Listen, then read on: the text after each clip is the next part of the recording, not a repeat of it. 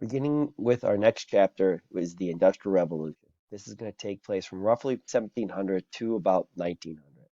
The first step for an industrial revolution was an agricultural revolution. We begin with enclosures. Enclosures are like what they sound like. Where larger field landowners in England enclosed or surrounded their lands with fences or hedges, thus cutting everything else off from being able to come through there. Now, this had the twofold effect. One, it allowed them to be able to try new agricultural techniques that they were working on without having any outside interference, able to control in as best they could, having new seeds or trying out new techniques within their own lands and not having to be cross-contaminated with or messed with by other smaller farm owners or other people in that way, and be able to figure out which techniques work the best to be able to increase food production on their land. This had the second effect of forcing small farmers to the cities. Smaller farmers, dating back to medieval times, had used these large kind of communal fields to be able to grow extra cows or pigs or cattle to make more money or more meat for themselves. With the larger field landowners enclosing off their own lands, this deprived the smaller farmers from being able to use these for themselves, and with a step-by-step process, forced them off the land, moving into the cities. After this, we have Jethro Tull. We're not talking about the rock band from the 1970s. We're talking about this scientific farmer from England in the 1700s. He came up with two major inventions. First was the seed drill. Now, we talked about before, dating back to the Egyptians, where because of how fertile the Nile River was, the Egyptians could just throw their seeds up into the air and then have their feet or other animals' feet just pound in the ground. Jethro Tull wanted to improve upon that. The seed drill is, in one sense, drilling little holes and planting the seeds in the ground. You'll see this hopefully in the next couple of months as we in Plainfield as the farmers begin to go and do this. But the seed drill does, and we'll show you and explain this a little bit better on the pictures that follow, is goes and a big giant wheel turns, pokes a hole in the ground, a seed falls down the hole, puts it into the hole in the ground, and then it's covered back up with the dirt. This accomplishes two things. One, it allows you to plant the seeds in different rows. That allows you to grow those seeds separate from the others. They're not growing on top of each other, so they can compete equally with resources like fertilizer, food, and water. And during harvest time, it plants them in all nice, neat, even rows. So it allows you to mechanize the harvest process as well. And so this was all part of his grand scientific farming ideas to be able to apply the science and reasoning of the Enlightenment and the scientific revolution to farming as well. We begin to see new and improved methods of crop rotation. The crop rotation that we're talking about here in the 1700s improved upon older methods of crop rotation that we talked about previously. We saw how in our Middle Ages chapter with the three field system of rotating between a uh, grain and then a legume or beans and then letting the land lie fallow system.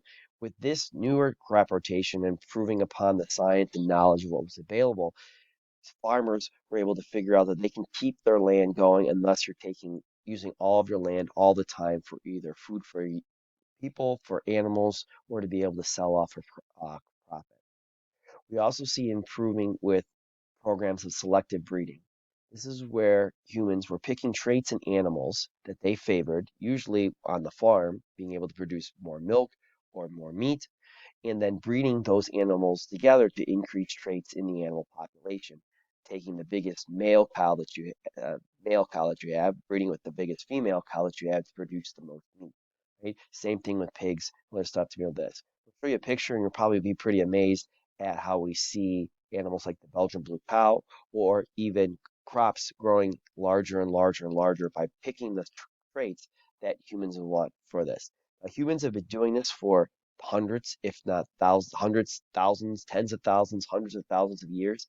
But it's not until the 1700s where we really get a sense with how to scientifically do that and pick out the traits that we have. And we're continuing on this process today in modern times, where you can think about like the CRISPR gene editing system, where and other things where this is to the point where you can get pigs that glow in the dark, right, and other crazy cool sea monsters from there. What's the whole point of this agricultural revolution? This is important. The last part here is that with the agricultural revolution, that's going to allow for more food to be grown more efficiently, harvested more efficiently, being able to sell it, be able to put it there. As we've talked about, having more food allows you to have more people. And in terms of industrial revolution, having more people allows you to have more workers in these industrial factories. So we begin to see an exodus of people moving off the farms and be able to go and setting themselves up in these industrial cities and work in these factories, and more importantly, be able to be fed by being have more food being made on the farm.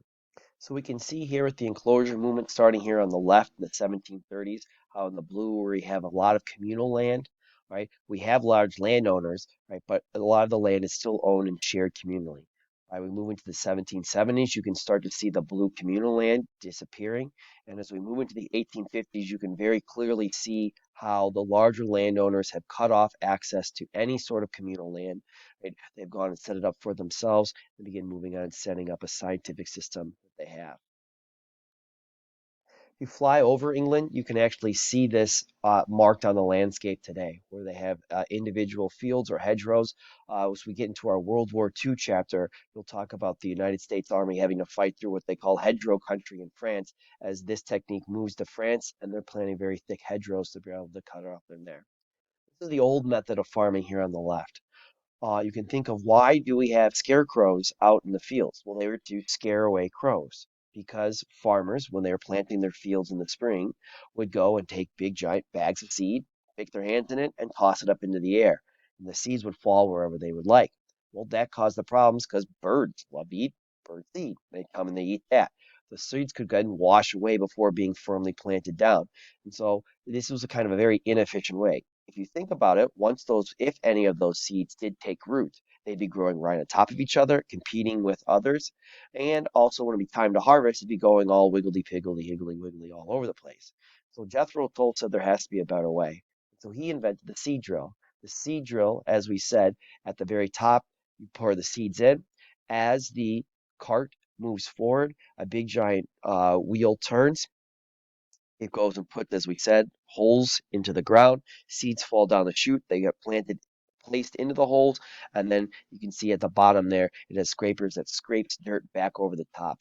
And that's planting them in nice, evenly spaced, evenly laid out neat rows. And this is going to allow for more crops, more seeds to take root, so you can get more crops. And then more importantly, we're going to keep harping on this with throughout the Industrial Revolution, is that each of these technologies is going to allow other people to come along and build upon them again and again and again further on. And so it builds upon each other each and every time we have one of these different inventions.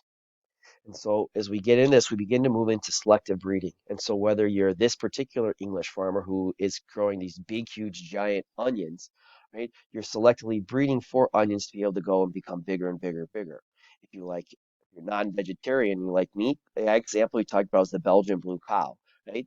And so this is again like a Mr. Cranmer of cows, somebody with muscle on top of muscle. And again, remember, that what is the eventual goal with this cattle is to be able to slit its throat, drain its blood, and be able to then go and make your porterhouses, your T-bones, your ribeyes, your skirt steaks, your hamburgers, right, to be able to go and enjoy.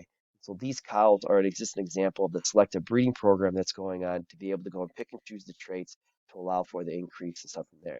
So it's not just relegated to onions or cows, but you can think of chickens, particularly in the latter half of the 20th century, undergoing the same change. Where do you get your delicious chicken nuggets from? Well, they're coming from there. And because people are doing this, we could selectively bred chickens, as you can see in the chart here, to not only grow and fatten faster, but to grow bigger and bigger and bigger over time. And so this is just, again, a consequence of the selective breeding program that people have been going on for quite a long time. So to continue and review a little bit, with the enclosure movement, crop rotation, selective breeding, the seed drill, and inventions like the steel plow, these are all part of what we call the agricultural revolution that's taking place, right, about the 1700s through the 1800s for the most part. This is going to lead into what we're talking about through this chapter, the Industrial Revolution. If the agricultural revolution has to take place to allow the earth to grow more food so that they can have more people, so that those workers don't have to spend their time growing their own food. They can go and move into factories and make all the wonderful industrial developments that we have from today. In the Industrial Revolution, we see a population explosion, urbanization, the moving to cities, a different structure of society emerging, and a world of factories and machines. Out of this Industrial Revolution, we begin to see problems emerge that we'll dive into in later parts of this unit.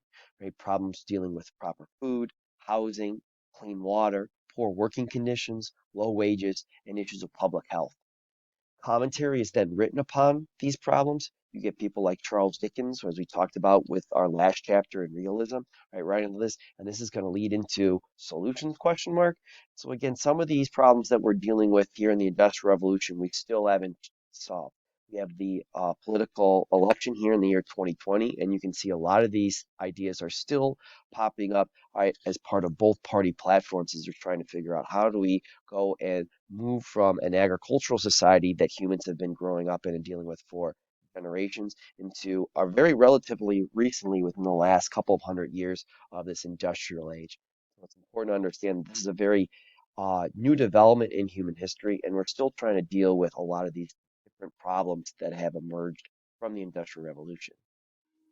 And so what we see here is not only in terms of the nationalism chapter that we just covered, but also with the Industrial Revolution, it's going to be the middle class that's going to promote all this change. We see a change in liberty in the last unit, where the middle class is going to put a political revolution, right? Where we talk about the variables about rights, politics, who has the power in society. Is it one person, a king, an absolute monarch at the top, or is it like we see out of the United States, a democracy, a republican values, and coming out of there. And so we see with in the course of the 1800s, with nationalism and new governments rising, the role of the individual changes in terms of politics. In terms of this chapter, we begin to see changes in how the middle class promotes change in terms of innovation. With the Industrial Revolution, where we see problems over wages, over ownership, and who controls the power of these wages and ownership of the means of production, the industrial age. So the role of the individual in terms of working is also going to change right through this. So what we see and some requirements we have for industrial revolution is we can think of again, think of a factory of the inputs and outputs. If we're outputting a hamburger, right, what do we have to input? We have to input, right, your cows that again are slaughtered, then turned into all the great meat products that we enjoy. You can think of what the four M's for the industrial revolution. Right? Money, which is investment. You need to take time. It takes money to be able to build the factories, to be able to grow all that stuff that way. It takes materials. There's geographical requirements for these materials, and some countries are going to be better off from that. England is going to be able to have rich coal deposits, which is going to be able to help develop its iron and steel production from there. And some countries are going to be left out of the cold, and we'll see how this is going to affect later 20th century issues just because on how materials of the Industrial Revolution aren't equally spread about the people of the earth. We begin to see a need for labor, manpower in order to be able to run these different machines, and a need for markets. It's not enough to be able to make a product. The important thing, and we've talked about this before, is that if I make a automobile, if I'm Henry Ford making Ford cars, I don't make any money if the Ford car rolls off the assembly line one every 10 seconds. Right? They're just going to sit in a parking lot until somebody buys them. And this is something we'll talk a lot about in the search in the next unit, a search for markets. It's not good enough for the Coca-Cola factory to be making a bottle of Coke every X number of times. You've got to find somebody to go and buy that. And that's an important thing for any industrialized nation. Not that it's important that you can make the thing, you've got to be able to make money off the thing so that it supports all that stuff from there. So that's what's going into the Industrial Revolution and what's going to be put out from that, right? Our outputs are going to be our four P's. We'll see production. Production of stuff is going to increase affordability. We've talked about our ideas of the supply and demand curve. The more you have of something, right, the higher the supply of it is, it's going to drive down the price of it. We talk about population. The more people there are for certain products, it's going to increase demand. If you're making white cotton socks, if there's more feet to put those socks on, that's going to increase demand for that. We talked about proposed political changes already. This is going to try to halt exploitations of workers in these, particularly in the 1800s, new environments for them, right? And again, we're still can talk about specific things of people trying to go and uh, not be exploited in the workplace today. And then we see altered social pyramids. We see a large gap beginning to grow the very rich in society and the very poor in society. And this is going to fluctuate over time. We'll see in the 1920s in the United States, right, a very large gap between the rich and the poor, which will lead some say into the Great Depression. And we also begin to see right now in our own past 10, 15, 20 years, right, the increased gap between the rich and the poor. So when we're talking about the Industrial Revolution, to finish for today, we can talk about the spiral of production and how production, as we stated before, is going to grow at an ever increasing rate. Making one machine is going to allow for other people to come along and grow the industrialization of the world from that. And so it's going to be, as the picture shows, a spiral. So we talked about back in November, December of the Black Death. With the Black Death endings, what economic system merges out of that in the new towns and cities? Well, the guild system. And we talked about all the different rules of production and all the other things. We talked about the cobbler guild, where each cobbler could only hammer the nails into their shoes 5 times, right? For example, any more, any less would lead to that particular cobbler making either a better shoe and taking money away from somebody else, or making a worse shoe and making that from there. And so it's very heavily regulated. Out of this, we begin to see what we'll talk about in our next lecture, right? With the domestic system or the cottage system emerge, where farmers or farmers' wives trying to make extra money would take in things, right, and begin to specialize in certain aspects to make yarn or sewing machine materials or cloth production in order to be able to make some ends meet, sell some stuff from there, but working off the guild system out of the head from there, right? Out of this, we begin to see demand rise as people like those different products as we continue to talk about and really harp on this idea for this section, this agricultural revolution, right, with plows, mechanical reapers, right, seed drills, selective breeding, is going to allow for more people, right? That's going to allow for some farmers to be pushed off the land and be able to work in the factories. The first major factories are going to be the textile industry, and as you know, textiles have to deal with making clothes for people to wear, right? These factories are then going to be run by new machines, including the steam engine, and that's going to increase production of different materials, more t-shirts, and be able to increase production even farther. As we begin to look at how factories are running, you can apply more scientific applications of efficiency and efficacy to be able to go and increase the production of them, right? With things like the assembly line and mass production, the ideas of interchangeable parts, where my factory might only make parts to be able to go and run this. So if my car breaks down, I don't need to go and buy a brand spanking new car. I can just go to an auto parts store and be able to replace the part from there. And that's, as we said, it's just going to increase and cause demand to skyrocket ever further and farther up.